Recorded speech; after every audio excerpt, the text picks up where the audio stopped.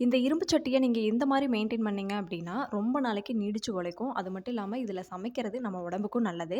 நான் சொல்ற இந்த டிப்ஸ் எல்லாம் நீங்க கம்பல்சரி ஃபாலோ பண்ணீங்கன்னா தான், நான்ஸ்டிக் மாதிரி இந்த இரும்பு கடாய நம்ம யூஸ் பண்ண முடியும். ஃபர்ஸ்ட்டு அதில நம்ம பொரியலோ, குழம்போ ஏதாவது செஞ்சு முடிச்சுட்டு, அந்த சூட்டோடயே நம்ம தண்ணீல வந்து கழுவவே கூடாது. அப்படி கழுவுனீங்க அப்டின்னா, அந்த இரும்பு சட்டி வந்து ஓட்டையாயிரும். அடுத்த ஸ்டெப் என்ன அப்படின்னு பார்த்தீங்கன்னா, எப்பவுமே தேங்காய் நார் மட்டும் தான் யூஸ் பண்ணணும். வேற எந்த ஒரு ஸ்க்ரப்பரும் வந்து யூஸ் பண்ணக்கூடாது. அது மட்டும் இல்லாம தூளுப்பு அப்படி இல்லன்னா அரிசி மாவு இத வச்சு தான் நாம நல்லா வாஷ் பண்ணி எடுக்க வேணும். சோப் யூஸ் பண்ணவே கூடாது.